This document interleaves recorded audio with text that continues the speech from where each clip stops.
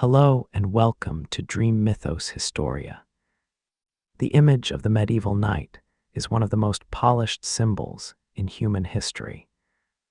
We tend to picture a figure of pure romance, a hero in gleaming silver plate, a colorful banner snapping in the wind, and a code of honor that never faltered. We imagine a life of high adventure, grand tournaments, and the noble rescue of the innocent. But the reality of the man inside that metal shell was far heavier and far more human. It was a life not just of glory, but of grueling repetition and bone-deep exhaustion. It was a world where chivalry was a strict, often brutal business contract, and where the armor wasn't just a costume, but a crushing cage of iron that smelled of sweat, oil, and fear. So tonight, we are going to strip away the romantic songs of the minstrels and feel the grit of the real experience. You won't just be observing the history, you will live the transformation. You will feel the blister on your palm from the heavy wooden practice sword.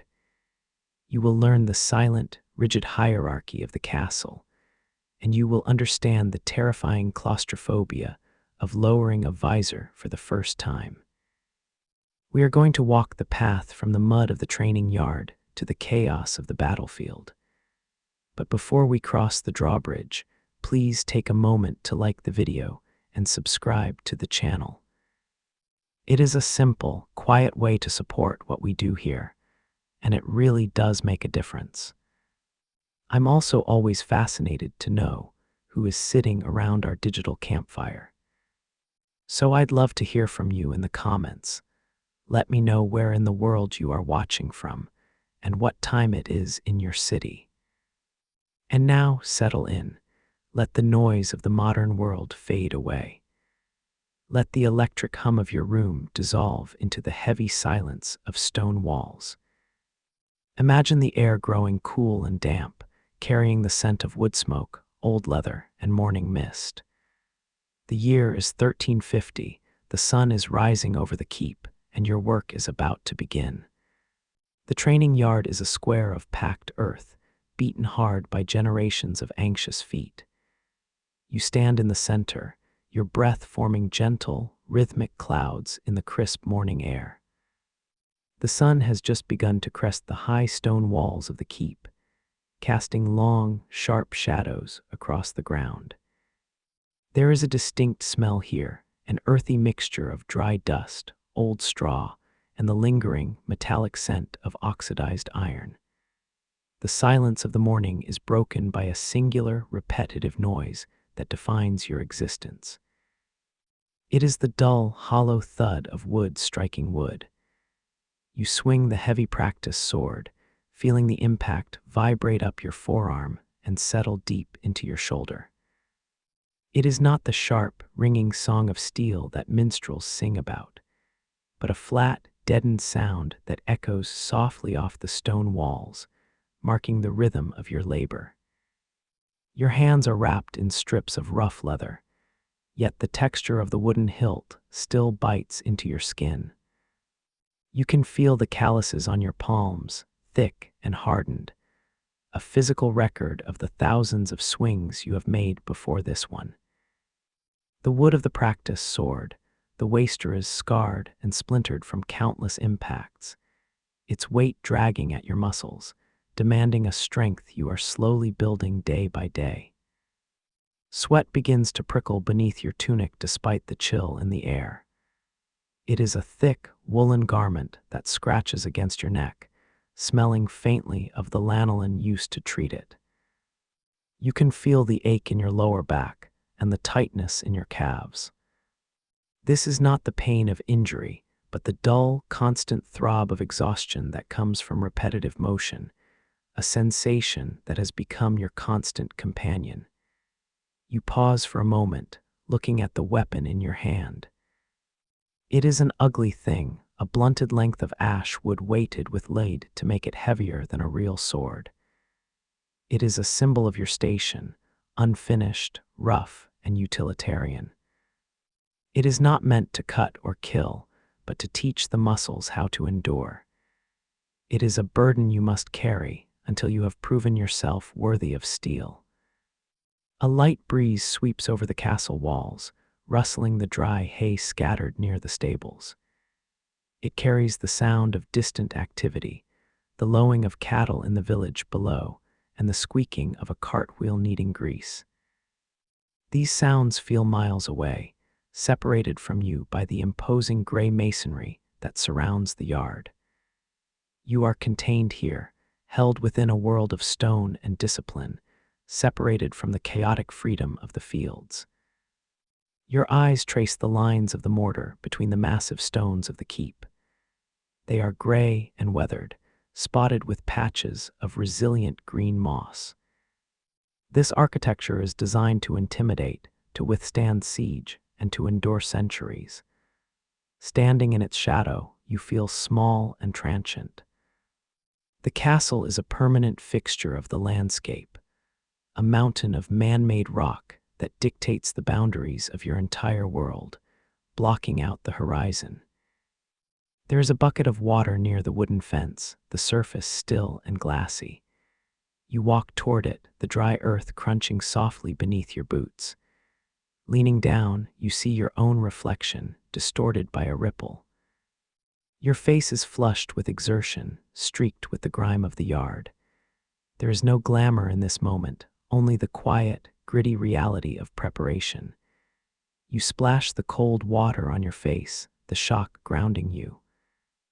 You return to your stance, lifting the heavy wood once more.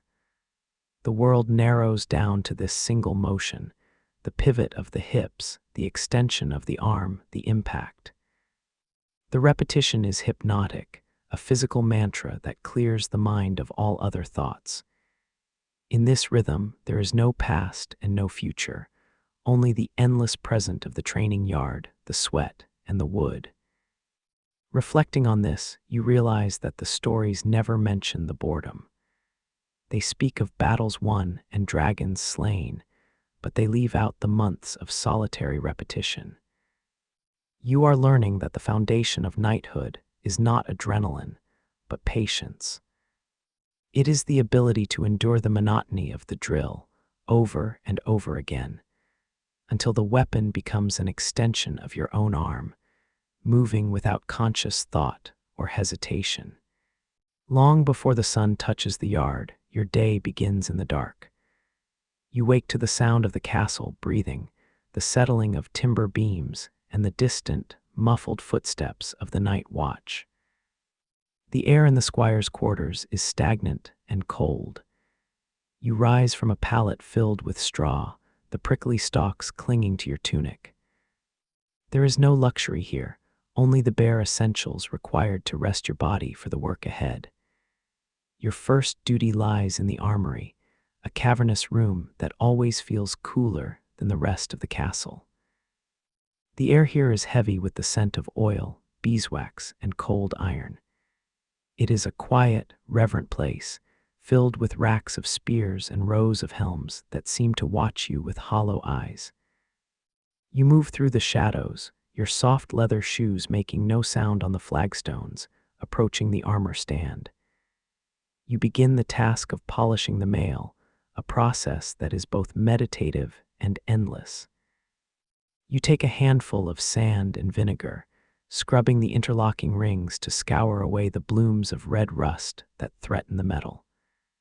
The sound is a gritty, rhythmic friction, like the ocean washing over pebbles. Your fingers turn black with the mixture, the cold metal sucking the warmth from your hands as you work each section with methodical care. The chainmail is heavy, behaving like a fluid metal fabric that shifts and slides in your grip. It is a tedious labor, requiring you to inspect thousands of individual rivets. If a ring is loose, it is your fault. If the metal is dull, it is your failure. You learn to find a sense of peace in the repetition, focusing entirely on the small patch of steel beneath your thumb, making it shine like silver in the dim light. Once the armor is attended to, you must attend to the man. You carry the heavy plate components to the knight's chambers. The weight of the breastplate presses against your chest, a solid, unyielding mass. You lay out the pieces with precision, the shin guards, the heavy steel boots, and the curved arm guards. Each buckle must be checked, each leather strap tested for cracks. You are the invisible hands that ensure his safety, a silent servant to the machinery of war. The midday brings a shift from steel to flesh as you move to the stables. The atmosphere here is warm and pungent, filled with the rich, earthy smell of manure and hay. You groom the destrier, a massive warhorse with muscles like coiled ropes. The rhythmic brushing of the horse's coat creates a soothing, scratching sound. You pick out his hooves, feeling the immense power of the animal standing quietly beside you, trusting you. Food is consumed quickly and without ceremony. It is usually a trencher of stale bread soaked in broth, eaten while standing or sitting on a bench in the courtyard. The flavor is simple salty and grain-heavy. It sits heavy in your stomach, fuel for the afternoon's labor rather than a meal to be savored. You watch the high table from a distance, where roasted meats are served, a world of flavor that is currently forbidden to you. As the afternoon wears on, you return to the yard for more drills, but this time with the other squires.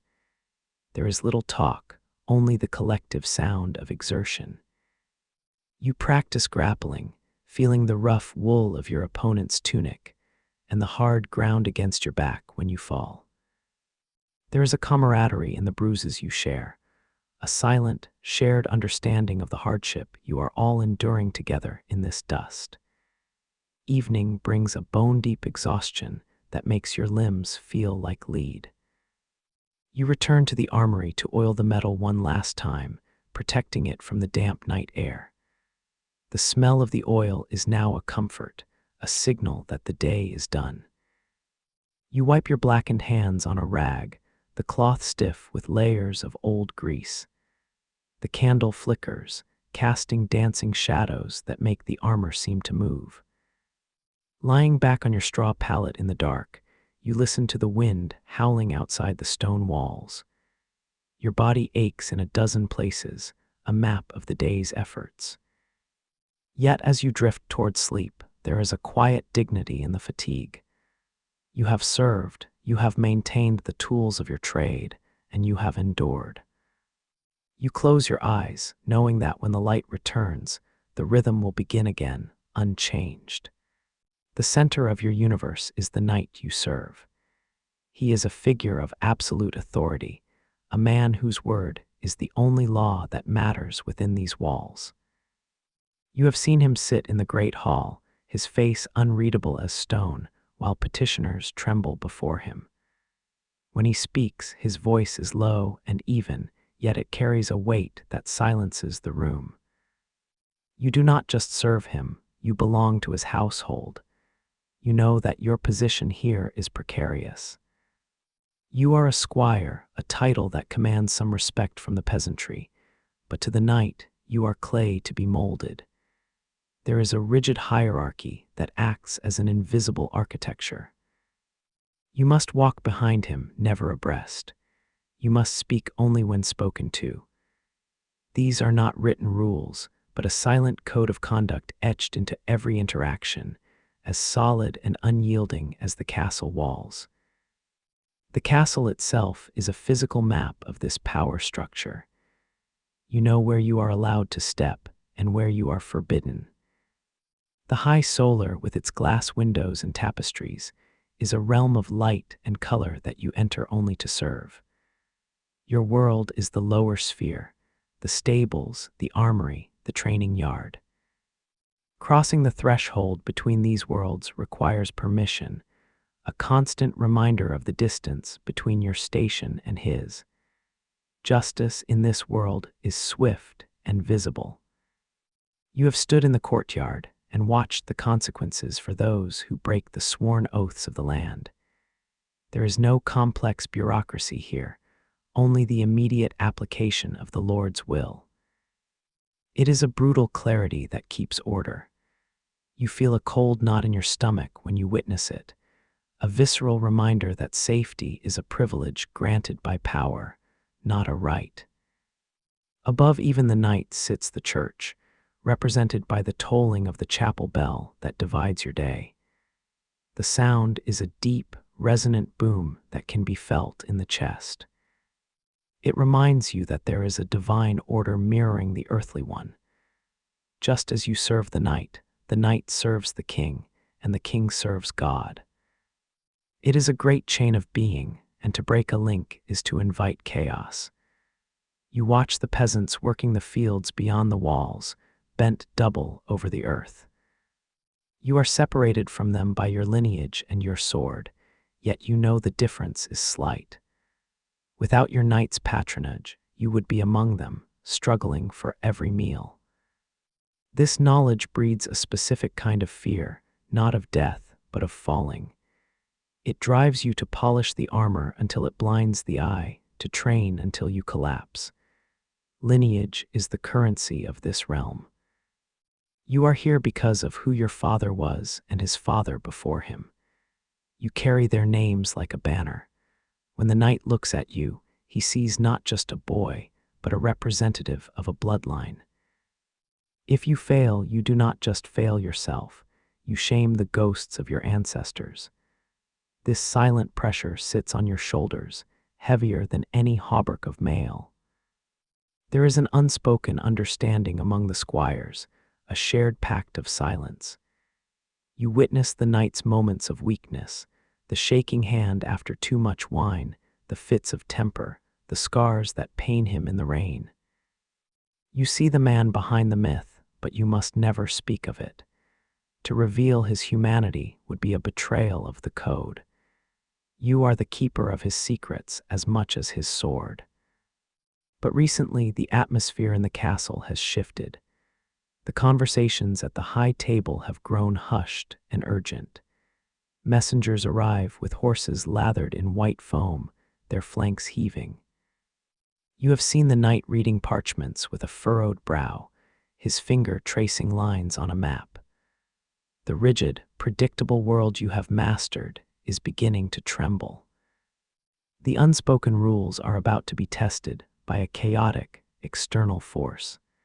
The familiar rhythm of your morning is broken not by a shout, but by a sound from the valley floor. A low, mournful note from a brass horn drifts over the castle walls, vibrating through the heavy morning mist. It is a sound that commands immediate attention, cutting through the usual barnyard chatter of the keep. You stop your work, the brush hovering over the horse's flank, and feel a sudden, cold weight settle in your stomach. The heavy chains of the drawbridge begin to rattle and groan as the mechanism is engaged. It is a jarring, mechanical noise, the iron links grinding against stone as the massive wooden platform is lowered across the moat. You move to the stable door, wiping your hands on your tunic, watching as the mist swirls around the gatehouse. A rider emerges from the fog, his horse's coat matted with mud and flecked with white foam. The messenger does not look like the knights you see in tournaments. He is travel-worn, his cloak stained with the dust of many roads, his face gray with exhaustion. He slides from his saddle with a heavy thud, his legs stiff from days of riding. In his hand, he clutches a leather scroll case, sealed with red wax that stands out like a wound against the dark leather. He does not speak to the stable hands. You watch as he is escorted directly to the high keep, the heavy oak doors closing behind him with a definitive boom. The courtyard, usually a place of loud industry, has fallen into a hushed, speculative silence. The blacksmith's hammer rests on the anvil, the washerwomen pause with their linens. There is a collective holding of breath, a shared, silent intuition that the world outside these walls has finally come to call. Hours pass, dragging by with agonizing slowness. The sun climbs higher, burning off the mist, but the chill remains in the air. Finally, the doors of the keep open again. Your knight steps out, but he is not the man you saw at breakfast. He walks with a new, predatory energy, his stride long and purposeful. He spots you across the yard and gives a single, sharp nod. It is not a greeting, it is a command. You follow him to the armory, the space feeling smaller and more cramped than before. He speaks without turning to face you, his voice devoid of its usual casual tone. He tells you that the king has summoned his banners. The peace of the summer is over. You listen to the words, but they feel abstract, like a story from a book. It is only when he points to the war harness that the reality lands. He orders you to prepare the travel gear, not the tournament finery. You are to pack the heavy canvas tents, the iron cooking pots, and the grindstones. This is not a journey for glory or sport. It is a logistical mobilization. You feel a strange mixture of fear and thrill rising in your chest. The monotonous cycle of the training yard has been shattered, replaced by the terrifying promise of the unknown. As you gather the supplies, you notice the older soldiers in the garrison moving with grim efficiency. They are sharpening their spears, checking the fletching on their arrows, and patching their boots. There is no laughter among them, only the quiet focus of professionals preparing for work. You realize then that war is not a grand adventure to them. It is a season of hardship, a storm they must endure, and now you must endure it too. The sun sets on a castle transformed. The relaxed atmosphere of the evening is gone, replaced by the frantic energy of packing and preparation. Torches flare in the courtyard, casting long, dancing shadows that seem to mimic the chaos in your mind. You stand by the wagon, checking the straps one last time. The smell of the air has changed. The scent of hay is gone, replaced by the sharp, acrid smell of burning pitch and nervous sweat. The night before departure offers no sleep. You lie awake in the dark, listening to the restless stomping of the horses in the stalls below. Your mind races through the inventory of tasks, terrified that you have forgotten some crucial item, a buckle, a strap, a whetstone. But beneath the anxiety of duty lies a deeper tremor. You are leaving the only home you have ever truly known. The stone walls that felt like a cage now feel like a womb. You rise before the dawn, moving like a ghost through the quiet barracks. You gather your own meager possessions, a spare tunic, a small knife, a comb carved from bone. You pause at the foot of your pallet, looking at a small wooden carving you made as a child, sitting on the window ledge. It is a crude figure of a dog. You reach out, your fingers hovering over it, then pull your hand back. You leave it there. The courtyard is a sea of organized chaos under the pale gray light of pre-dawn. Carts are being loaded, the wooden wheels creaking under the weight of grain sacks and armor crates. You find your place beside the knight's destrier, holding the bridle. The great beast is calm, sensing the purpose in the air. You stroke its velvet nose, grounding yourself in the warmth of the animal, letting its steady breathing slow your own racing heart. The knight appears, fully armored in a way you have never seen. He wears a heavy padded gambeson beneath a hauberk of riveted mail that covers him from neck to knee. He carries no shield with a painted crest, only the stark, functional tools of war. He mounts the horse with a heavy, metallic rasp. Looking down at you, his expression is stern but not unkind. He tells you to check the girth strap one last time. The column begins to move, a long snake of iron and wood winding its way toward the gatehouse. The portcullis is raised, the iron teeth vanishing into the stone archway above. You walk beside the horse, your boots slipping slightly in the mud. As you pass under the shadow of the gate, the sound of the castle, the enclosed, echoing safety, is suddenly replaced by the open, hollow sound of the wind rushing through the valley. You step onto the road, the dirt packed hard by centuries of travelers. The air here tastes different, cleaner, colder, wilder. You look back over your shoulder for a fleeting second. The castle rises behind you, a gray silhouette against the brightening sky. It looks immovable and ancient, a fixed point in a world that has suddenly become fluid and vast. You turn your head forward, fixing your eyes on the horizon. The journey begins in silence.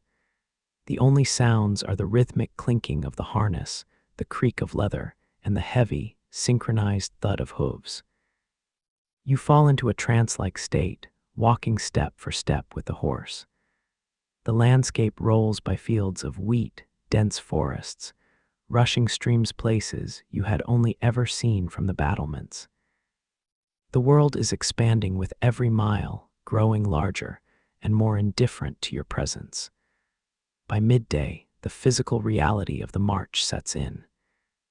The strap of your pack digs into your shoulder, a dull ache that radiates down your arm. Your feet, accustomed to the smooth earth of the training yard, burn from the uneven stones of the road.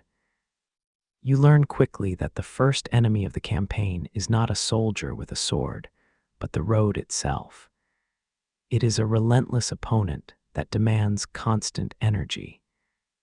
As the sun begins to dip, you reach a crossroads where the king's highway meets the local track. A stone marker stands there, weathered and covered in lichen. Passing it feels like crossing an invisible line. You are now further from home than you have ever been in your life. The tether has snapped. You are no longer a boy in a castle. You are a speck in a vast kingdom, marching toward a destiny that is yet to be written. After days of marching through the quiet countryside, the first sign of the army is the smell. It hits you miles before you see the camp, a thick, overpowering scent of wood smoke, roasting meat, latrines, and thousands of unwashed bodies.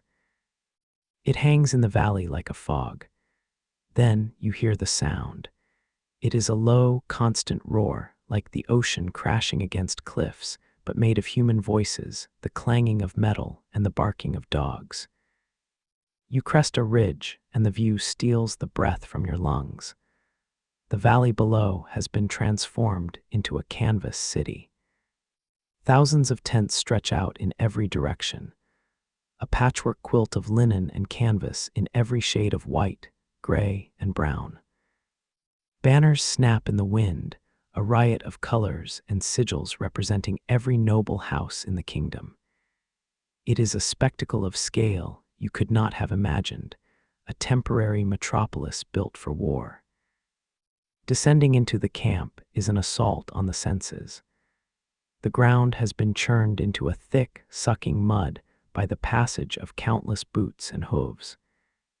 You navigate through the chaotic labyrinth of tents, dodging carts and soldiers. The noise is deafening shouts in dialects you can barely understand, the ringing of blacksmith hammers repairing gear, the braying of mules. It is a world of intense, compressed humanity, devoid of the castle's quiet stone privacy. You see men of all shapes and sizes. There are archers with broad shoulders and rough tunics, sitting in circles fletching arrows.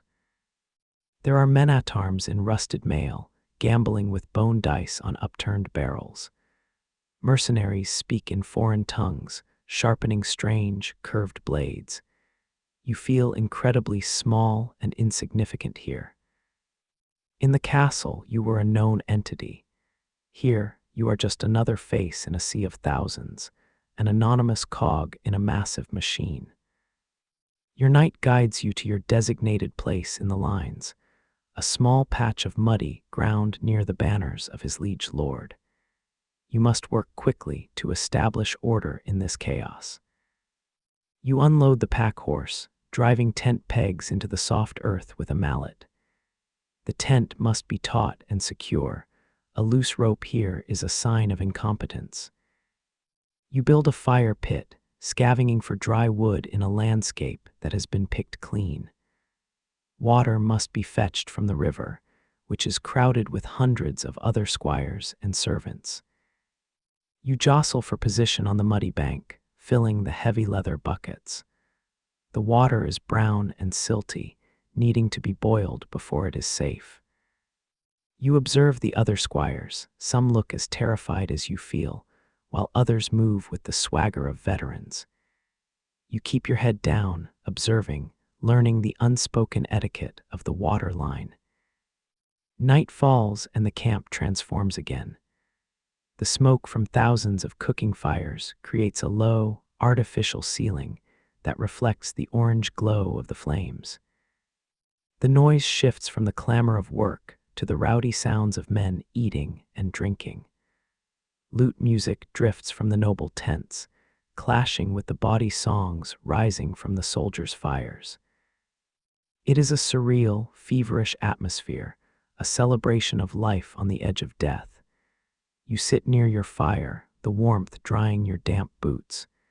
You watch the shadows play against the canvas walls of the tent. The knight sits across from you, cleaning his dagger with a rag. He seems different here, less like a lord and more like a wolf in a pack. He is alert, his eyes scanning the darkness. You realize that the rules of the castle no longer apply. Civility is a luxury. Here, only survival matters. As you lay your head on your saddle, trying to find comfort on the hard ground, the reality of your new life settles in. You are surrounded by the instruments of violence. Every man here is armed. Every wagon is filled with weapons. The sheer industrial scale of the killing power assembled in this valley is terrifying.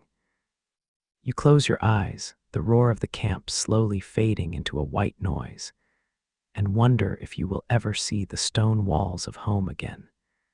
In the days that follow, you are introduced to the code of the camp. It is not the flowery code of chivalry you learned in the Solar, full of poems about rescuing damsels and courtly love. This is a harder, colder code. It is the discipline of the line. The knight explains it to you not with lectures, but with sharp, practical commands. The first rule is obedience absolute and immediate. Hesitation in the castle meant a scolding. Hesitation here could mean a breach in the line. You learn the language of the trumpet and the drum. These are not musical instruments here. They are the voice of the commander. A specific sequence of notes means mount, another means form column, and a rapid, sharp drumbeat means advance. You must memorize these sounds until they bypass your brain and act directly on your muscles. You watch the soldiers drill, moving in unison to the beat, a single organism made of iron and flesh. The knight takes you to the edge of the field to observe the archers.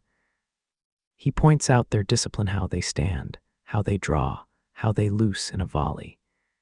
He explains that a knight's individual prowess is meaningless if he rides alone into a storm of arrows. You are learning strategy, the intellectual architecture of war. You begin to see the army not as a mob, but as a chessboard of interlocking strengths and weaknesses. You are taught the maintenance of the new tools. The lance is not the blunt wood of the training yard. It is a 12-foot shaft of ash tipped with a diamond-shaped steel head. It is heavy and unbalanced. You must learn to check the wood for stress fractures, for a shattered lance in the charge is a death sentence.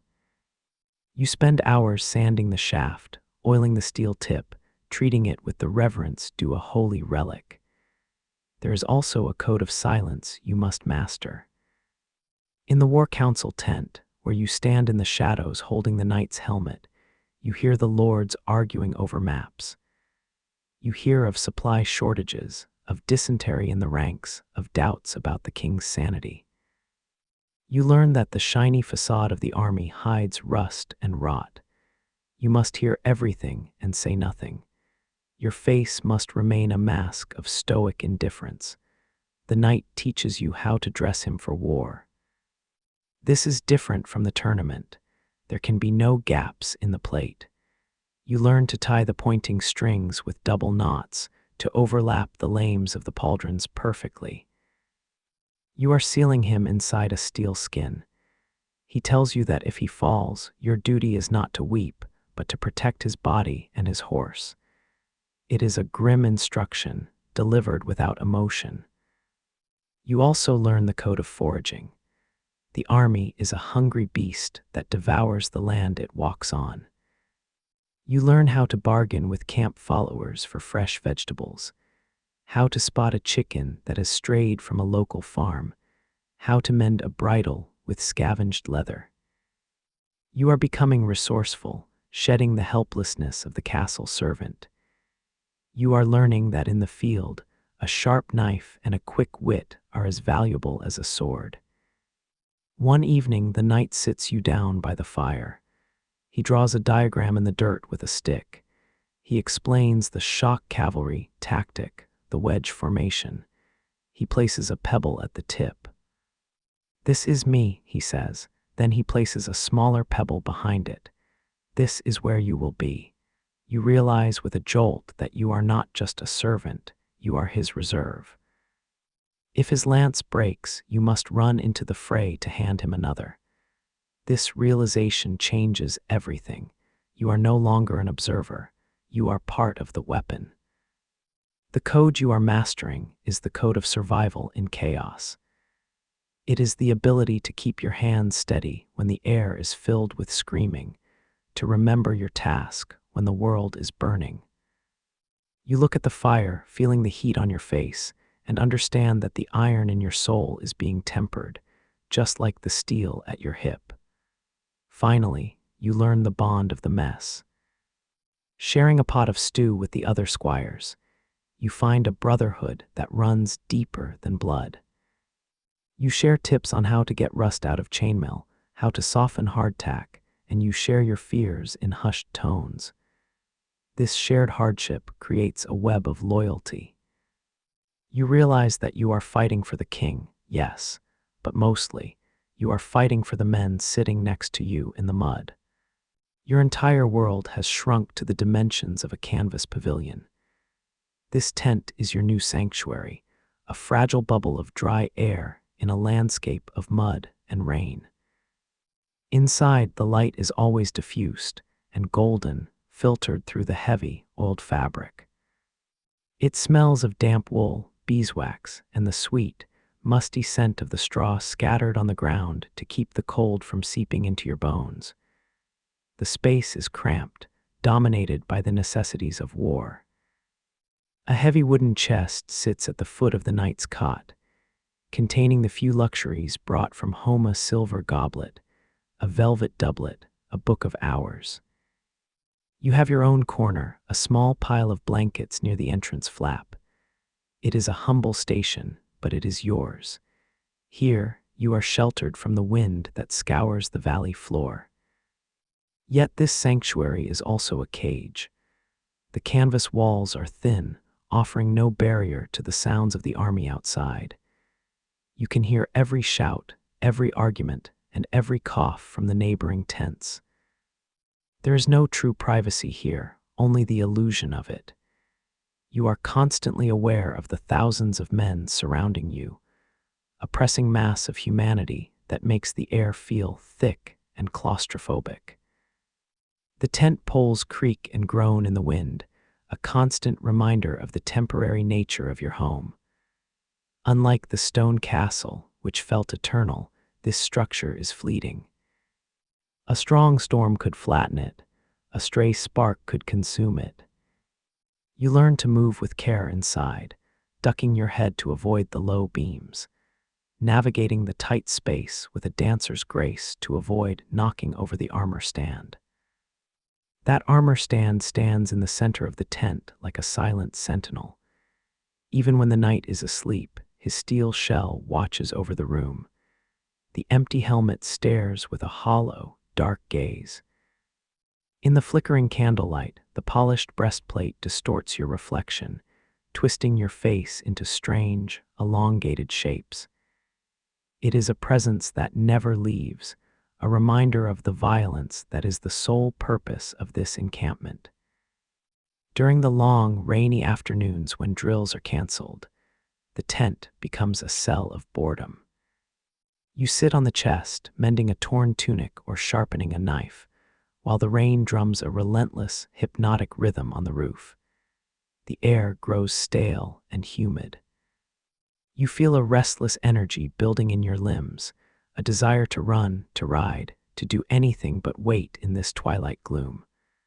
But when night falls and the camp settles, the tent transforms again. The flap is tied shut, sealing out the cold. A small brazier of charcoal glows in the center, casting a warm, red light. The world outside fades away, leaving only the quiet intimacy of the space. It becomes a place of hushed conversations and shared silence, a fragile island of peace in a sea of preparing violence. You look up at the peak of the roof, where the main pole meets the canvas. The fabric is stained with soot and water, a map of the journey so far. You realize that this tent is more than just shelter. It is the only thing that separates you from the savagery of the natural world. It is a thin skin of civilization, stitched together with thread and hope, holding the chaos at bay. In this confined space, you learn the art of stillness. You learn to exist without taking up room, to be present without being intrusive. You watch the shadows of passing soldiers projected onto the canvas walls, moving like puppets in a play. You are an observer in a camera obscura, watching the war pass by on the screen of your shelter, waiting for the moment when you must step out and join the performance.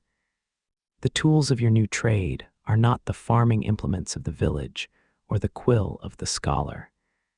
They are instruments designed for a singular, grim purpose. The foundation is the gambeson, a thick, quilted coat stuffed with wool and horsehair. It is heavy and stiff, smelling of the sweat of previous exertions. When you hold it, you feel its density. It is the last line of defense against the crushing blow of a mace. Over this goes the mail hauberk. It is a marvel of engineering, thousands of iron rings riveted together to form a fluid metal shirt. Lifting, it requires a specific technique, hoisting the bulk of its 40 pounds onto your shoulder. It pours like heavy water, clinking with a sound like falling coins. You run your fingers over the links, feeling the cold, oily texture of the iron, checking for any ring that has been bent or broken.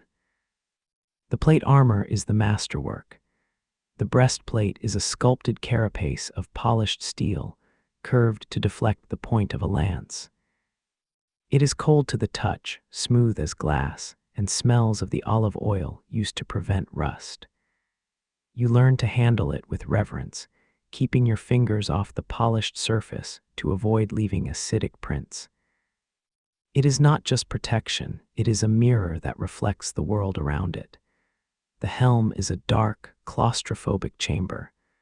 When you hold it in your hands, you are struck by its weight and its limitations. The eye slits are narrow, barely an inch wide, restricting vision to a terrifyingly small tunnel. You imagine the knight's head inside, cut off from the senses of the world, hearing only the ringing of his own breath and the muffled roar of battle. It is a sensory deprivation tank made of steel. The shield is a heater shape, made of layers of linden wood covered in boiled leather and edged in rawhide. It is painted with the knight's heraldry, the bright colors chipped and scarred from practice. It smells of glue and paint. You test the leather straps on the back, feeling the roughness against your forearm. It is a disposable wall, designed to be splintered and destroyed so that the man behind it may live. The sword is the soul of the kit. It is an arming sword, double-edged and tapering to a needle point. You check the balance, resting the flat of the blade on your finger just ahead of the crossguard. It feels alive, a perfectly weighted extension of the arm. The pommel is heavy steel, used as a bludgeon in close quarters. It is a tool of elegant, brutal geometry, cold and impartial in its deadly potential. At his belt hangs the rondel dagger. It is a terrifying spike of steel, thick and triangular in cross-section. It has no cutting edge, only a lethal point designed to punch through the gaps in an opponent's armor, the armpit, the groin, the visor. It is the tool of the grapple, the weapon of the desperate last resort. You keep it oiled and razor-sharp, treating it with a cautious respect. The lance is the longest reach of the knight. It is a solid shaft of ash wood, 12 feet long, fluted to reduce weight. The steel tip is small and leaf-shaped. You run your hand down the grain of the wood, feeling for splinters. It feels fragile for its size, and you know it is destined to shatter upon impact. It is a single-use thunderbolt, channeling the entire momentum of the charge into a point the size of a coin. Finally, there is the tack of the destrier.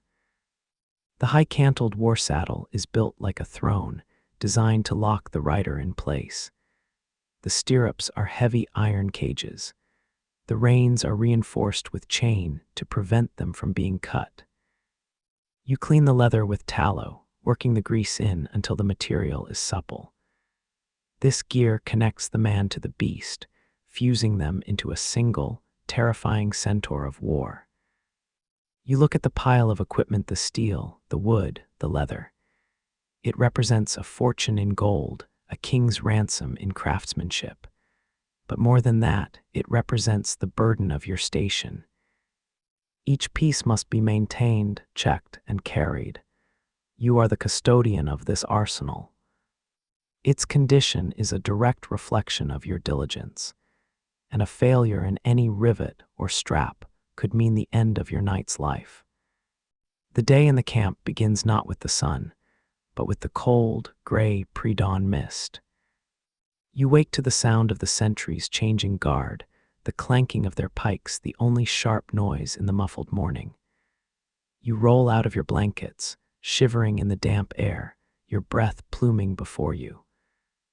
The first task is always the fire, coaxing a flame from damp kindling to boil the water for the morning porridge. You move to the horse lines while the rest of the camp is still stirring. The grass is wet with dew, soaking your boots instantly. The horses are quiet, their breath rising in steam clouds. You take the destrier to the river, joining the silent procession of other squires.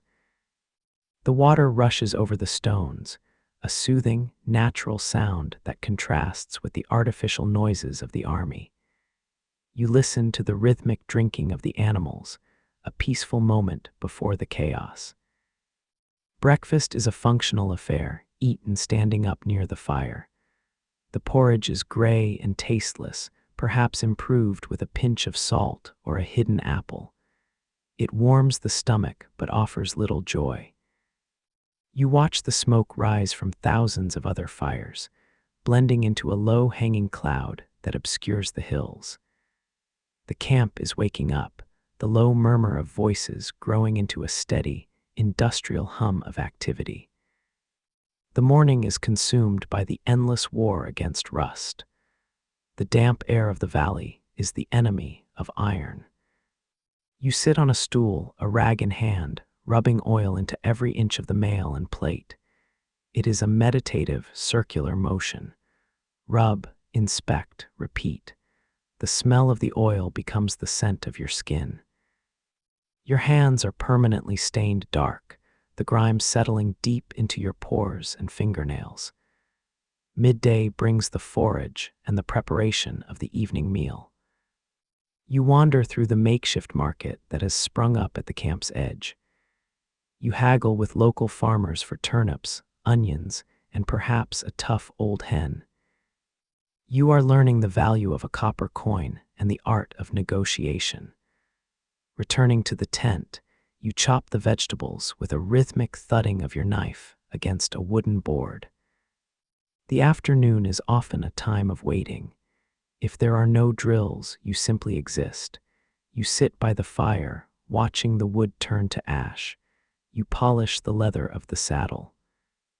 You sharpen the dagger for the 10th time. This is the soldier's true burden, the crushing weight of boredom interspersed with moments of terror. You learn to shut down your mind, to enter a state of patient hibernation, saving your energy. Sounds define the passing of the hours. The blacksmith's hammer rings out a constant, metallic tempo. The shouts of sergeants drilling new recruits drift on the wind. The whinny of horses and the creak of wagon wheels create a constant background texture. You learn to filter these sounds, listening only for the specific trumpet calls that command your attention. The rest becomes a washing sea of noise. As the sun sets, the camp changes mood. The work stops and the men gather around the fires. You serve the knight his meal, then retreat to your own circle of squires. You eat the stew you prepared, the warmth spreading through your chest. Stories are swapped rumors of the enemy's location, tall tales of past battles, memories of home. The firelight flickers on tired faces, creating a momentary sense of family. Sleep comes quickly, but it is light and wary. You sleep fully clothed, sometimes even in your padded gambeson, ready to move at a moment's notice. You listen to the wind snapping the canvas and the distant howling of wolves in the hills. You are exhausted, body aching from the damp and the work, but you rest with one ear open. You are a cog in the machine of war, and the machine never truly sleeps. The order to march comes long before the dawn, a whispered command that travels down the lines like a ripple across dark water. You rise in the pitch blackness, fumbling with cold, stiff fingers to strike the flint. The camp is being dismantled around you, the canvas tents collapsing like dying lungs. There is no breakfast this morning, only a hard crust of bread and a swig of water that tastes of iron and anticipation. The army begins to move as a single, sluggish organism. You walk beside the destrier, your boots sinking into the deep, sucking mud of the track. The only light comes from the sputtering torches held by the sergeants, casting long, flickering shadows that dance against the trees. The air is thick with the smell of wet wool, unwashed bodies, and the sharp, metallic tang of anxiety that seems to radiate from the men around you. As the sun begins to bleed gray light into the sky, the landscape reveals itself. You are marching through a valley of low mist, the trees standing like skeletal witnesses on the ridges. The birds are singing, a bright and cheerful melody that feels jarringly out of place against the grim silence of the column. Nature is indifferent to your purpose here, continuing its cycle of morning renewal while you march toward a field of ending. The sound of the march is a rhythmic, hypnotic drone. It is the clanking of thousands of cooking pots against armor, the squeaking of leather harnesses, and the heavy, wet thud of boots on the earth. It creates a wall of white noise that drowns out individual thought. You focus on the heels of the man in front of you, falling into a trance where the only reality is the next step and the weight of the pack. Your body begins to ache under the burden of the equipment. The strap of the heavy bag cuts into your shoulder, and your legs burn from the effort of pulling your feet from the mire. This is the unglamorous truth of warfare. It is mostly walking. It is the endurance of physical discomfort long before the enemy is ever seen. You shift the weight, grit your teeth, and find a place in your mind to hide from the fatigue. The terrain changes as you leave the wooded track and enter the open basin. The ground here is fallow, covered in tall, dry grass that whispers against your legs. The wind picks up, cold and biting, chilling the sweat on your back. You can see the entire army now, a long snake of steel and color winding its way across the landscape. It looks impressive from a distance, but from within it feels fragile and disjointed. Finally, the column halts.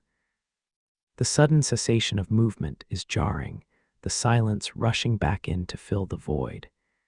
You have reached the designated ground.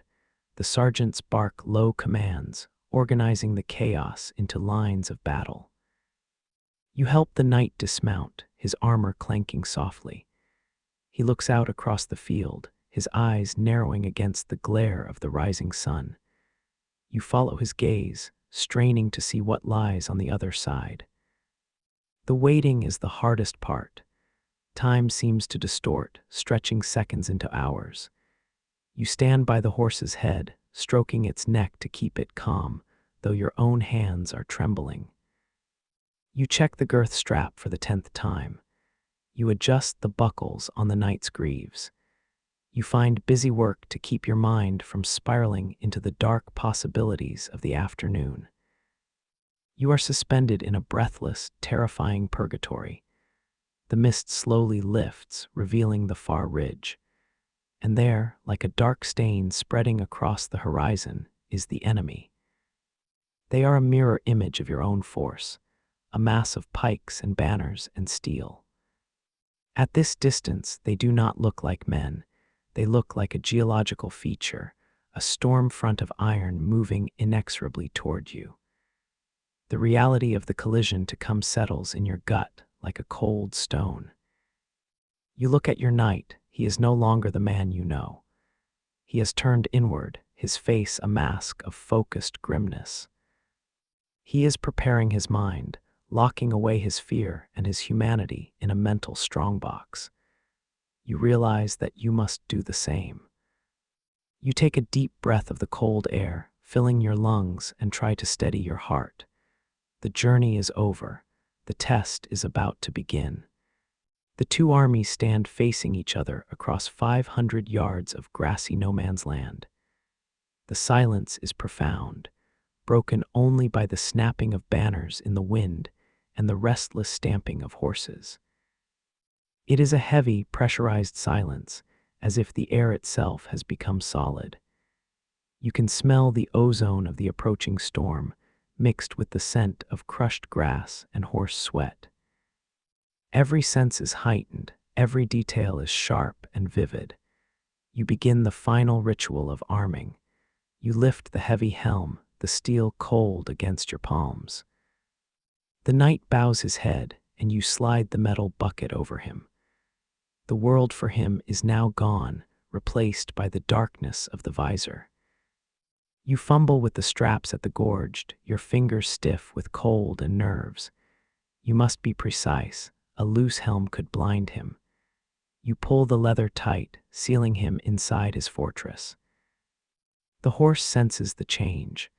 The destrier paws the ground, tossing its head, its eyes rolling with the contagious anxiety of the herd. You hold the bridle firm, speaking low, soothing nonsense words. You can feel the animal's muscles twitching beneath the skin, a coiled spring of massive power waiting to be released. The heat radiating from its body is a stark contrast to the chill wind that whips at your tunic. A ripple of movement travels through the ranks as the priests make their way down the line. They swing censers of burning incense, the sweet, cloying smoke drifting over the smell of the mud. They murmur blessings, splashing holy water on the horse's flanks and the soldiers' brows. It is a solemn, surreal moment, the invocation of the divine to bless the instruments of death. You bow your head as the priest passes, muttering a silent plea for survival. The knight reaches down from his saddle, his gauntleted hand resting on your shoulder for a brief second. It is a heavy, clumsy gesture, but it communicates a profound gratitude. Through the visor, his voice sounds hollow and metallic, like a spirit speaking from a well. He gives you his final instructions. Stay with the baggage train, watch for the signal, keep the reserve lance ready. You nod, your throat too tight to speak. You step back, moving away from the front line to your position in the rear. From here, the view is panoramic. You see the long, straight lines of the cavalry, the sunlight gleaming off thousands of polished helmets. It is a terrible, beautiful geometry. The lances are raised upright, a forest of wooden stalks tipped with steel leaves. The colorful heraldry of the shields creates a vibrant mosaic against the drab browns of the field.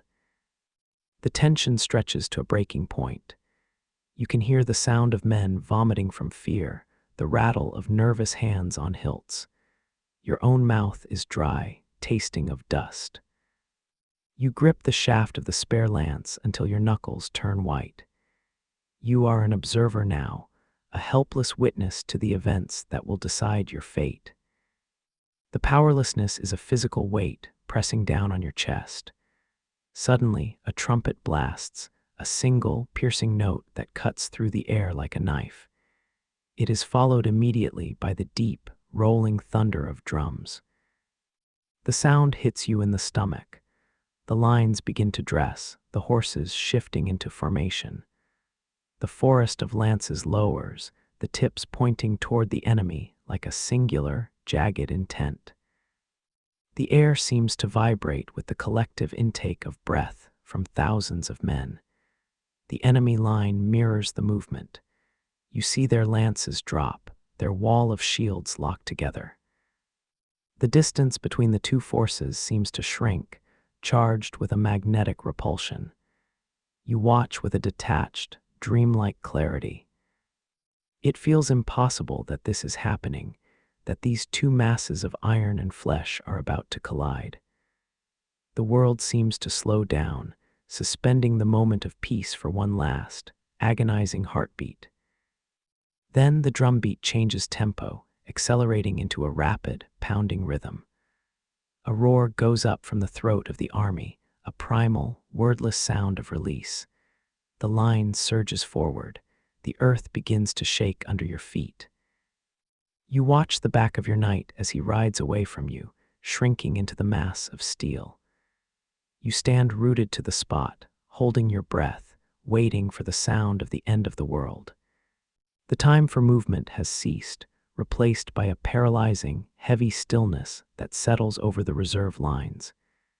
You stand beside the replacement charger, your hand resting on the coarse hair of the horse's neck. The animal is trembling, a low-frequency vibration that travels up your arm and into your own chest. You can feel the massive heart of the beast beating against your palm, a frantic, rhythmic thumping that matches the terrifying acceleration of your own pulse. The air in the valley has changed, growing thick and heavy with a strange, metallic humidity. It is no longer just air. It is a medium carrying the scent of thousands of sweating men and horses, mixed with the sharp, sulfurous tang of the slow-burning matches used by the artillery crews on the flanks. You breathe shallowly, tasting the dust that has been kicked up by the positioning of the lines, a gritty reminder of the earth that waits to claim the fallen. Your vision narrows, tunneling down to the backs of the knights in the first rank, 300 yards ahead of you. They are a wall of steel and color, their lances currently upright, creating a forest of wooden stalks against the gray sky. You study the details with an unnatural, hyper-focused clarity. The way the wind whips the blue and gold pennant on a lance tip, the dull gleam of a rivet on a backplate, the swish of a horse's tail. The silence is the most unnerving part. With thousands of men assembled, there should be a roar, but there is only a vast, collective holding of breath. You hear the creak of leather saddle equipment as a horse shifts its weight. You hear the muffled cough of a squire to your left. You hear the wind hissing through the dry grass at your feet. These small, intimate sounds are amplified by the tension, sounding as loud as thunderclaps in the quiet void. You check your equipment for the 100th time, a nervous tick born of the need to do something with your hands. You run your thumb over the leather reins, ensuring they are not twisted. You check the girth of the spare saddle, pulling it one hole tighter. You verify the position of the rondel dagger at your belt. These mechanical actions ground you, tethering your mind to the physical world when it desperately wants to retreat into panic. The enemy line across the field is a mirror image of your own, a dark stain on the green landscape. At this distance, they do not look like individuals. They are a single, predatory organism, a mass of spikes and hard edges waiting to roll forward. You feel a profound sense of smallness, a realization that you are a soft, fragile biological entity standing on the edge of a machine designed for crushing. You look at the other squires standing in the reserve line. Their faces are pale, drained of blood, their eyes wide and fixed on the horizon. There is no bravado here, no boasting. There is only the shared, silent communion of those about to witness a catastrophe. You exchange a glance with the boy next to you, a fleeting connection of empathy that acknowledges the terror you are both suppressing deep in your guts. The signal begins as a vibration in the soles of your feet before it ever reaches your ears. The front line has begun to move. It starts at a walk, a disciplined, unified step of iron-shod hooves. Then the trumpet sounds, a thin, brassy shriek that tears the sky open. The walk transitions to a trot. The sound creates a low, rhythmic drumming, a bass note that resonates in your chest cavity, shaking your ribs. You watch the lances drop. It is a wave of motion, starting from the center and rippling out to the flanks. The upright forest of wood suddenly becomes a horizontal wall of steel points. The trot breaks into a canter. The drumming accelerates, becoming a continuous, rolling roar.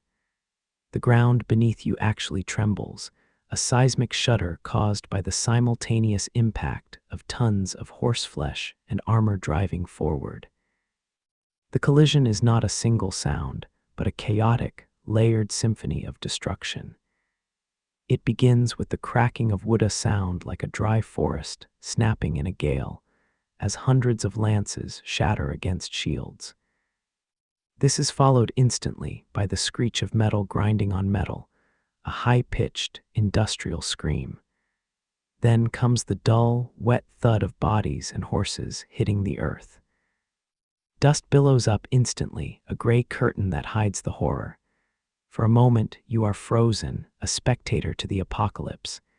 Then the order comes. A sergeant screams for the reserves. You see a gap in the line where your knight's banner should be. He is down. The paralysis shatters. You vault onto the spare horse, not with grace, but with a desperate, scrambling energy. You kick the animal forward, leaving the safety of the rear and plunging into the cloud of dust. Riding into the aftermath of the charge is an assault on every sense. The air is hot and opaque, filled with swirling grit that stings your eyes. The smell is overpowering, fresh blood, ruptured bowels, and the acrid stench of fear. You navigate the horse through a labyrinth of obstacles. You guide the beast around a fallen destrier that is thrashing in the mud, its legs kicking out in a death spasm. You are not fighting, you are searching. Your eyes scan the chaos, looking for a specific crest, a specific color pattern on a shattered shield. The noise is deafening, a cacophony of shouts, screams, and the ringing of swords. You have to block it out, forcing your mind to filter the sensory overload and focus entirely on the visual recognition of your master's heraldry. You are a hunter of life in a field of death. You spot him. He is on foot, surrounded by 3 enemy infantrymen. His horse is gone. He is swinging his sword with heavy, exhausted strokes, his movements slowed by the weight of his armor and the sucking mud. You scream his name, but the sound is swallowed by the din. You drive your horse forward, using the animal's bulk as a battering ram to clear a path through the press of bodies. Reaching him requires a moment of precise, terrifying mechanics. You cannot simply stop, you must keep moving or be swarmed. You rein the horse in hard, the animal rearing slightly. You reach down, extending your arm. The knight sees you. He grabs your forearm, his gauntlet biting into your flesh. You feel the immense, dead weight of him as he tries to scramble up behind you, his armor clanking against the saddle. The horse screams, buckling under the sudden addition of 300 pounds of armored man. You have to balance the animal, fighting the reins, keeping its head up. You feel the knight's breath hot on your neck, hearing him gasp for air through the visor. You turn the horse, hauling on the bit, spinning the animal around on its haunches. The mud flies up, coating you in a wet, brown spray. The retreat is a gauntlet of its own. You are now a slow, heavy target. You urge the horse into a lumbering gallop, weaving back through the wreckage of the charge. You see a man on the ground reach out to grab your stirrup, his face a mask of desperation. You do not look down. You kick free, your heart hammering against your ribs like a trapped bird. You focus only on the line of trees that mark safety. The ride back feels like it lasts for hours, though it is only minutes. Every second is stretched thin by adrenaline. You are hyper-aware of the vulnerability of your back, waiting for the impact of an arrow or a bolt. The muscles in your legs burn from gripping the saddle. Your hands are slick with sweat and slime, slipping on the leather reins. You are entirely composed of instinct, a creature of flight. Breaking through the reserve line and back into safety feels like surfacing from deep water. The noise of the battle does not stop, but it changes. It drops behind you, becoming a background roar rather than an immediate threat. You slow the horse to a walk, the animal heaving with exhaustion, its sides glistening with white lather. You slide from the saddle, your legs giving way as your boots hit the ground. You lean against the horse's flank, gasping for air, your lungs burning. The physical toll of the adrenaline dump hits you all at once. Your hands begin to shake uncontrollably, a violent tremor that rattles the rings of the bridle you are holding. Your knees feel like water. You are suddenly incredibly cold, despite the sweat soaking your tunic, as the blood rushes away from your extremities and back to your core. You look up at the knight. He slides down from the horse, landing heavily in the mud. He does not speak. He leans forward, hands on his knees, his head hanging low.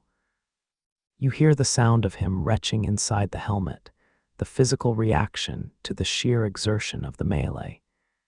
You move to him, your training taking over. You fumble with the straps of his visor, your shaking fingers struggling with the buckles. You pull the helmet off. His face is gray, streaked with sweat and grime. His hair is matted to his skull. His eyes are wide and unseeing, staring through you at something only he can see. The 1,000-yard stare. You hand him a water skin, watching as he drinks greedily, the water spilling down his chin and washing away streaks of dirt. The sound of his swallowing is the only thing you hear in the sudden quiet of your immediate circle. You look back toward the field. The dust is beginning to settle, revealing the cost of the day. The ground is carpeted with dark mounds. Riderless horses graze aimlessly among the fallen. The grand geometry of the morning, the straight lines, the bright colors, has been reduced to a chaotic, muddy ruin. You feel a hollow, scooped-out sensation in your chest, a mixture of relief and horror. You begin the process of checking the knight for wounds. You run your hands over the plate armor, looking for punctures or dents that might be pressing into flesh. The steel is hot to the touch, having absorbed the energy of the sun and the battle. You find a deep gouge in the pauldron where an axe must have struck. You realize how close death came. It is a matter of inches, of luck, of steel holding firm. The sounds of the aftermath begin to assert themselves. You hear the low, mournful calling of names as men search for their brothers. You hear the sharp crack of a mercy stroke. You hear the crackling of a fire that has started in the dry grass. These sounds are distinct, separated by heavy silences. The frantic roar is gone, replaced by the slow, heavy rhythm of survival. You sit down in the dirt, too tired to stand. You look at your own hands. They are stained dark with mud and the grease from the horse's tack. You feel a strange sense of dissociation, as if you are watching yourself from a distance. You have survived. The test is over. You take a deep breath, the air still tasting of smoke, and for the first time in hours, you allow yourself to close your eyes. The morning after the battle brings a silence so profound it feels heavy on your eardrums. The frantic energy of the camp has evaporated, replaced by a slow, aching stillness. You emerge from the tent into a world washed in pale, gray light. The mist clings to the ground, obscuring the wreckage of the field beyond. There is no trumpet call today, only the soft, muffled sounds of men waking up and realizing they are still alive. You spend the morning tending to the aftermath, a task performed with a quiet, reverent focus. You walk among the horses, checking for injuries, your hands moving gently over their tired flanks. The mud on your boots feels different now. It is no longer just dirt, but the soil of a victory. There is a shared look between you and the other squires, a silent nod that acknowledges the threshold you have all crossed together. Later in the day, a summons arrives from the central pavilion. The knight stands straighter as he reads the parchment, his face scrubbing away the fatigue of the previous day. He orders you to bring his best tunic, the one of velvet and silk that has been folded in the chest for weeks. You help him dress, smoothing the fabric with care. The transformation is striking. The warrior is covered once again in the trappings of nobility. The assembly in the command tent is a sea of color and hushed voices. The air smells of expensive wax candles and mulled wine, a stark contrast to the copper scent of blood from yesterday. You stand at the back, in the shadows, watching the lords congregate. They move with stiff grace, hiding their wounds and their exhaustion behind a facade of courtly manners. It is a performance of power, a reinstatement of the order that chaos threatened. Your knight is called forward. You watch him kneel, the movement stiff from the bruising of his armor. The king speaks, his voice low and formal, reciting the deeds of the day. You hear the words, but they feel distant, abstract. What feels real is the pride swelling in your chest. You polished that armor. You sharpened that sword. You held the reserve horse. His moment of glory is built upon the foundation of your labor. Then, something unexpected happens. The knight does not rise immediately. He speaks to the king, gesturing toward the shadows where you stand. The heads of the assembly turn, 100 eyes resting on you. You feel a sudden flush of heat in your face, the urge to shrink back. But the knight beckons you forward.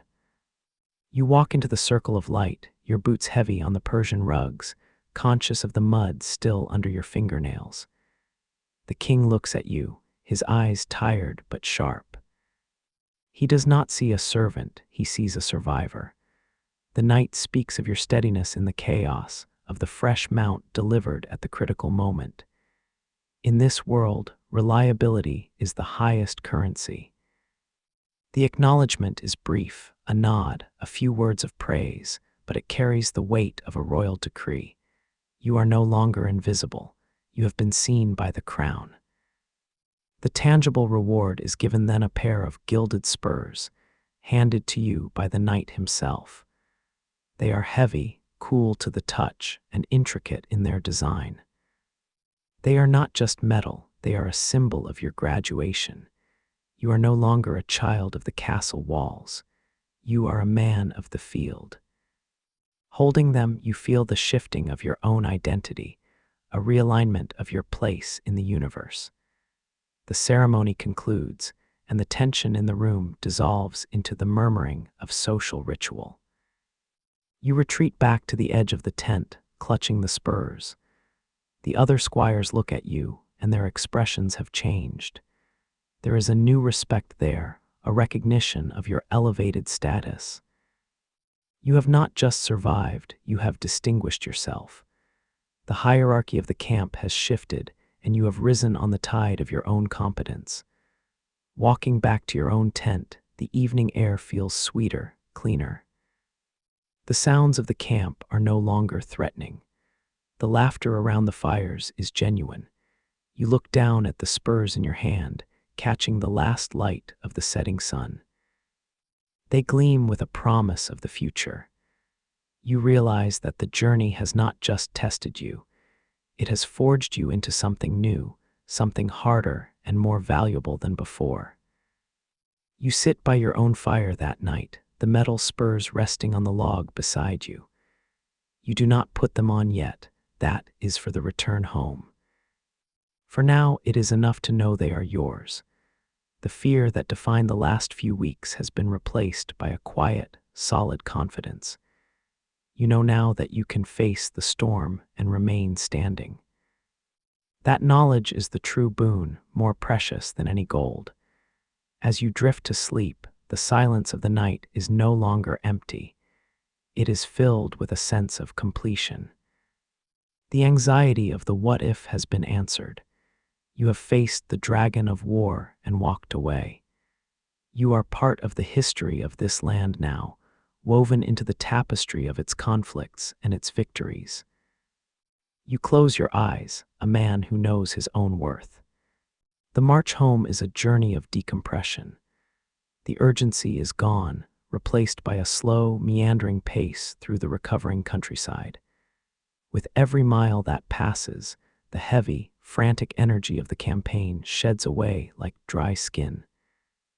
You watch the landscape change from the scarred mud of the front, lines back to the green, untouched fields of the heartland.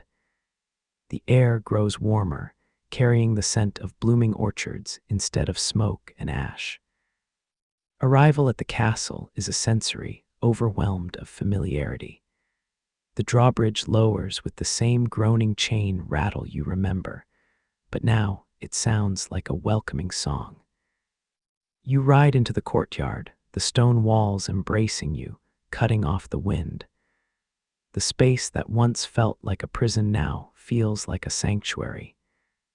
You slide from your horse, your legs trembling not from fear, but from the profound relief of returning to the known. The first true moment of release comes in the bathhouse. The wooden tub is filled with steaming water, scented with dried lavender and sage. You sink into the heat, feeling it penetrate deep into your muscles, dissolving the knots of tension that have been there for months. The water turns dark with the dust of the road, washing away the physical remnants of the war. You close your eyes, letting the steam fill your lungs, breathing in safety. You scrub your skin with rough linen and soft soap, a ritual of purification. The grime of the camp, the oil, the soot, the mud is scrubbed away, revealing the pale skin beneath. You look at your hands, watching the water run off them. They are calloused and scarred, the hands of a different person than the one who left, but they are clean. The simple sensation of cleanliness is a luxury you had forgotten how to cherish. Emerging from the water, you dress in fresh clothes. The rough wool of the campaign is replaced by a tunic of soft, clean linen. It feels incredibly light against your skin, almost weightless. There is no heavy belt, no dagger, no gambeson. You feel strange, vulnerable, but also free. The absence of the armor's weight makes you feel as if you could float. You walk through the corridors, your footsteps soft and silent on the rushes. The evening meal is a celebration of the senses. You sit at a table in the great hall, the fire roaring in the hearth. There is roast meat, rich with fat and spices, fresh bread with a thick crust, and sweet wine that warms your blood. You eat slowly, savoring every bite, contrasting it with the tasteless gruel of the camp. The flavors are vibrant, exploding on your tongue, a reminder of the richness of life. Musicians play in the gallery, the gentle plucking of a lute and the soft drone of a flute.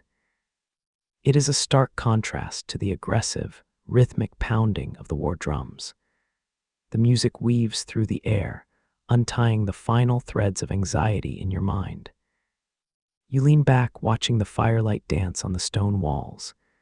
The shadows are no longer threatening, they are just shadows, soft and comforting. Later, you lie in a real bed for the first time in a season. The mattress is stuffed with feathers, molding to your body. The sheets are cool and smooth. There is a heavy quilt that promises warmth without weight. You stretch out your limbs, feeling the luxury of space. There are no rocks digging into your hip, no damp ground seeping cold into your bones. You are suspended in a cloud of comfort. The silence of the room is absolute. The thick stone walls block out the world. You listen to the wind outside, knowing it cannot touch you here. You are safe. The duty is done. The armor is on its stand. The sword is on the wall. You are no longer a tool of war. You are a human being at rest. The vigilance that kept you alive can finally be laid down. You look out the narrow window at the stars. They are the same stars that watched over the battlefield, but here they seem benevolent, guiding lights rather than cold witnesses. You feel a deep, resonant peace settling in your chest. It is the peace of the survivor, the deep satisfaction of a difficult task completed. You let go of the memories, let go of the fear, and surrender to the dark. As sleep comes, it is not the light, wary napping of the soldier. It is a deep, drowning wave of unconsciousness. Your body feels heavy, sinking into the mattress, anchored by safety. The journey is over. The circle is closed. You drift away on a tide of comfort, knowing that tomorrow you will wake up in a world at peace. The release is total, absolute, and profound. As the years of your service lengthen into decades, a fundamental question arises. How does a human being sustain a life of constant, imminent peril? How do you wake up morning after morning, strapping on the heavy iron that marks you as a target, without your spirit collapsing under the weight of the anxiety? The answer lies not in physical strength, but in the construction of a specific, impenetrable mental fortress. You survive by mastering a philosophy of endurance, a way of thinking that transforms suffering from a tragedy into a simple, inevitable fact. You learn to view your life through the lens of the seasons, adopting a cyclical rather than linear perspective of time. You watch the great wheel of the year turn slowly, transforming the green mud of spring into the hard, cracked dust of summer, and finally into the iron-hard frost of winter. You see that the land does not fight these changes. The oak tree sheds its leaves to survive the cold, withdrawing its sap to the core. You learn to do the same, accepting periods of hardship and scarcity not as punishments, but as the winter of your life. You find comfort in knowing that if you simply endure the frost, the spring will eventually return, bringing warmth back to the frozen earth. The cornerstone of this mental architecture is the church, which acts as the psychological anchor for your entire community. The tolling of the chapel bell is the heartbeat of your world, dividing the day into manageable segments of prayer and labor. When you kneel on the cold stone floor of the sanctuary, breathing in the scent of beeswax candles and ancient incense, you are performing a vital act of decompression. This spiritual surrender is paired with a rigorous, internal stoicism that you cultivate in the training yard. You learn early on that pain is a loud, demanding voice that must be ignored. When a practiced sword strikes your knuckles or a fall knocks the wind from your lungs, you do not cry out. You learn to compartmentalize the sensation, locking the pain away in a dark room at the back of your mind. It is a hard, brittle kind of strength, a callus that forms over the soul just as it forms on the hands. This philosophy extends to the community around you. You realize quickly that the solitary hero is a myth. In this feudal web, no man is an island. The knight relies on the squire on the groom, and the groom on the smith who forges the shoes. There is a heavy, unspoken sense of mutual obligation that binds you together. If one link breaks, the chain fails. You find a profound comfort in this dependency. You are never truly alone because your duty binds you inextricably to the lives of those around you. You share the food, you share the fire, and you share the danger. This collective burden is lighter than any individual one could ever be. Fate is viewed as a living presence, often depicted in the murals of the Great Hall as a giant wheel, the road of fortune. You see kings rising and falling with the turn of the crank. This belief liberates you from the crushing burden of total control. If you fall in battle, it was your time. If you survive, it was simply not your day. This fatalism allows you to ride into the storm with a calm heart. You also observe the way death is treated not as a stranger, but as a neighbor. It is everywhere in the hunt, in the birthing bed, and in the fever that sweeps through the village. Because it is so close, it loses some of its terror. You see the elders preparing for it with a calm, businesslike demeanor, settling their affairs and making their peace. It teaches you to value the warmth of the fire today. The concept of lineage provides a form of immortality that eases the fear of the end. You see how the knight looks at his tattered banner, knowing it represents centuries of history before him. He understands that he is merely the current caretaker of the name. This perspective shrinks the ego. You are part of a long river of blood and memory, flowing from the past into the future. Your actions are not just for yourself, but to ensure the river continues to flow, clean and strong, to the generations you will never see. There is also a deep appreciation for craftsmanship as a form of prayer. You watch the stonemasons working on the cathedral, carving gargoyles that will be placed so high no human eye will ever see them. They do it for the integrity of the work itself. You apply this to your own life, polishing the hidden backplate of the armor or caring for the horse in the dark. It is the discipline of doing the thing right, simply because it must be done. Ultimately, the philosophy of your world is one of acceptance. You do not strive to change the fundamental nature of reality. You strive to endure it with dignity. It is a quiet, heavy way of being. Time moves relentlessly, and the world you mastered so completely begins to shift beneath your feet. You notice the changes first in the soundscape of the battlefield. The rhythmic thud of hooves and the honest clash of steel are joined by a new, thunderous roar that shakes the earth. It is the sound of the cannon, a weapon that breathes fire and smoke, smelling of sulfur and hell. This new machine does not care for chivalry, lineage, or years of training. It tears through the tightest formations with a brutal, impersonal efficiency. You watch as the great stone castles, once thought to be invulnerable, are rendered obsolete in a matter of days.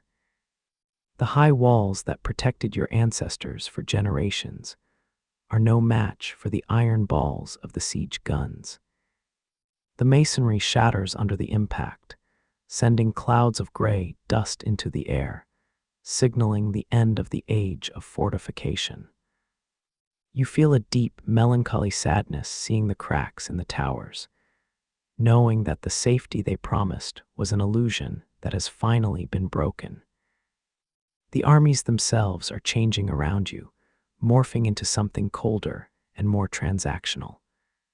The feudal levy, bound by complex webs of loyalty and land, is being replaced by large companies of mercenaries.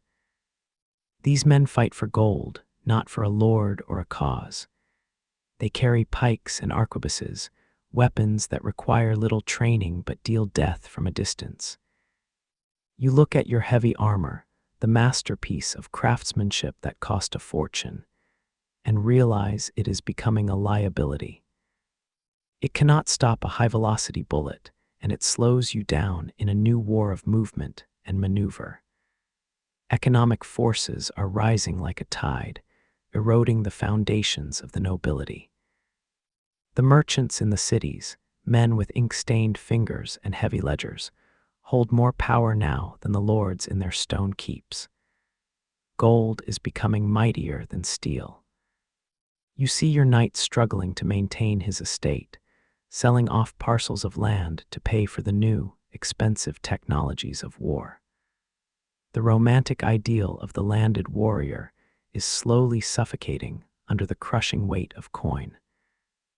As you age, your own body becomes a living map of the era's end. The old injuries begin to stiffen in the damp winters. The shoulder wrenched in the melee and the knee crushed against the saddle now ache with a constant, dull throb. You move slower now. The heavy plate feels like a burden rather than a second skin. You find yourself spending more time by the fire, looking into the flames, remembering the days when the world was simple, defined by the length of a sword arm. For many like you, the end is not a glorious death on the field, but a quiet fading into obscurity. You retire to a small plot of land, perhaps granted by a grateful but impoverished lord. You hang up the sword over the hearth, where it slowly gathers a coat of velvet dust. You become a farmer, your hands shaping the earth instead of the destiny of kingdoms. The warhorse is put out to pasture, growing old and gray alongside you. You watch the younger generation, and they seem like strangers from a foreign land. They wear lighter armor, they speak of new tactics, and they do not know the old codes of silence and service. They look at your battered shield as a relic, a curiosity from a grandfather's time. You feel a sense of detachment, like a ghost haunting a world that has moved on without you. You are a living monument to a time that is rapidly dissolving into history. One day you walk into the armory of the old keep. It is silent and cold. The racks of spears are gone, replaced by barrels of black powder. The smell of oil and iron is gone. It has been replaced by the sharp, acrid scent of saltpeter. You run your hand over a rusting breastplate in the corner, feeling the pits and scratches. It is a tombstone for a way of life, a silent witness to the obsolescence of the night. The end of the archetype is not a sudden extinction, but a slow, gradual transformation into something else. The title of knight becomes an honorific, a courtly decoration stripped of its martial function. The warrior becomes the courtier, trading the lance for the diplomacies of the palace. You watch this pageantry with a cynical eye, knowing that the true spirit of the order, the sweat, the blood, the mud, has been sanitized and forgotten. Eventually, you pass from the world, lying in your bed while the church bell tolls. You are buried in the village churchyard, perhaps with a simple stone marker. The armor you polished so faithfully is sold or melted down for scrap metal. The physical traces of your existence are erased by the wind and rain. The reality of your life, with all its grit and struggle, sinks into the earth, waiting to be reimagined by the future. Centuries pass, and the silence of the grave is filled with the whispering of storytellers. The harsh, muddy reality of your life is slowly excavated and polished by the imagination of poets. You are no longer a man who suffered from cold and fear. You are transformed into a symbol. The rough wool of your tunic becomes silk in the paintings, while the blood on your sword becomes a noble stain. The history is rewritten, smoothing away the jagged edges of the truth. The Victorians find your story and fall in love with it. They look back at your era through a lens of romantic longing, seeing a time of moral clarity that their industrial world lacks. They paint you in shining silver, kneeling in sunlit chapels, surrounded by damsels in flowing gowns.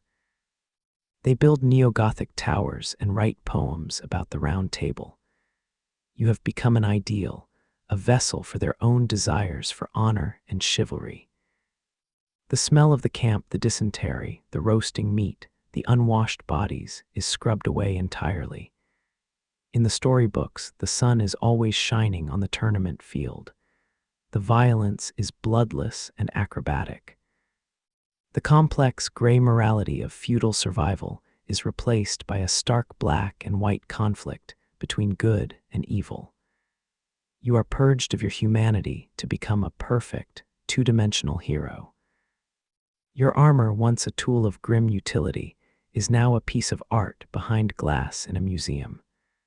Crowds of people in strange clothes walk past it, speaking in hushed tones. They look at the dents in the steel and wonder at the violence, but they cannot feel the weight of it. They cannot smell the oil or feel the cold iron. You are a curiosity, a dinosaur bone from a violent, mysterious past. Then comes the cinema, the moving pictures. Actors with perfect teeth and American accents don costumes that mimic your gear. They ride across screens in dark rooms, accompanied by swelling orchestras. They perform deeds of impossible strength, swinging swords as light as feathers. You watch from the shadows of history, amused by the spectacle. It is a dream of your life, vibrant and loud, but lacking the quiet, heavy soul of the reality. Yet, beneath the distortion, something true remains. The archetype of the knight, the protector, the disciplined warrior, the servant of a higher code resonates across the ages. It speaks to a universal human need for order in chaos. You represent the idea that a person can stand against the storm, that duty is stronger than fear. This core truth survives the translation from history to myth. The code of chivalry, which you struggled to follow in a world of compromise, becomes a blueprint for modern conduct. It evolves into the concept of the gentleman, the officer, the hero. The spurs you earned in the mud become a metaphor for earning one's place in the world. Your physical struggle has been sublimated into a spiritual one. In times of darkness, we reach back for you. When the world feels chaotic and without rules, we look for the figure in the plate armor who stands for an oath that cannot be broken. You provide a psychological anchor, a reminder that there is a way to be strong without being cruel. This need for a guardian is timeless, ensuring that your silhouette will never truly fade from the horizon. You realize that this is the ultimate fate of all history. The specific details fade, the name of your horse, the ache in your back, the taste of the wine, but the meaning endures. You have become a constellation in the human sky, a pattern of stars that guides those who come after. You are King Arthur, you are Lancelot, you are the unknown soldier. You are the memory of courage. The myth is a softer, warmer place than the reality ever was. It is a place where the good always win and the brave are always rewarded. And perhaps that is all right. The reality was yours to live, a burden of flesh and blood. The myth is your gift to the future, a dream of what we might be at our best. The rust is gone, leaving only the shine. So the journey is complete. The squire has become the knight has become the veteran, and the veteran has become the legend. The wooden waster you held in the training yard has become Excalibur. The mud of the battlefield has become the mist of Avalon. The heavy, iron door of history closes softly, locking the truth away, leaving only the beautiful, illuminated manuscript of the story. Now, the image fades entirely. The noise of the battle is silenced forever, and the polished armor stands vigil in the dark. You can rest now, secure in the knowledge that while the man dies, the idea lives on. The weight is lifted from your shoulders. You are weightless, drifting in the current of time, held safe in the collective memory of the world. The legend is now yours to keep. And so the transformation is complete. The historical reality of the medieval knighta, life of sweat, iron, and endurance, has been replaced by the fictional ideal of the hero in shining armor. The real men of that age may have only lived for a brief, flickering moment in the vast timeline of history, but their legend has proven to be immortal. It is a story that we return to again and again, seeking the comfort of a code that makes sense of a chaotic world. Thank you for joining me on this long journey tonight. From the harsh realities of the training yard to the birth of a timeless legend, our voyage through history is now at an end. I hope you will return as we continue to explore the stories found in the shadows of the past. The fire in the great hall has burned down to embers. The castle is quiet. I wish you a calm and peaceful night.